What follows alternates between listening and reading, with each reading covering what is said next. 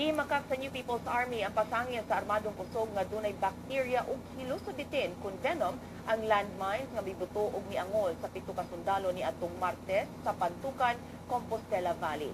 Si Bente Shorna sa detalye. Sa ilang statement, gihimakak sa New People's Army ang pasangil sa armadong kusog nga gigamitan og bakterya ug hilusubitin ang mga gingong landmines nga miangol sa 7 ka sundalo ni atong Martes.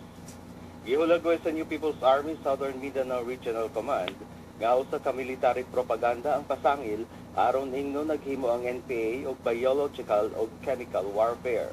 Matod sa spokesperson sa NPA, Rigoberto Sanchez, migamit lang ang NPA og command detonated explosives nga gihimo sa tradisyonal ug non-biologically toxic nga mga sagol.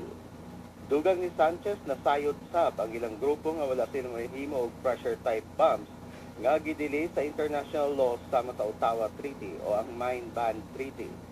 Kagahapon gibutyag sa medical officer sa Camp Panacan Naval Hospital sa Davao City, Dr. Victor Dato, nga positibo sa bakterya ug hugaw sa tao ang mga shrapnels gikan sa landmine nga nakuha gikan sa lawas sa mga biktimang sundalo.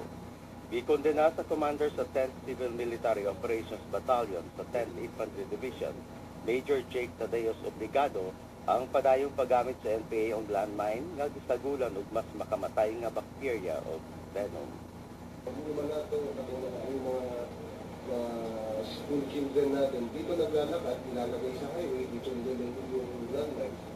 So it is a very gross violation of the human rights. Ben Tishorna, Solar News.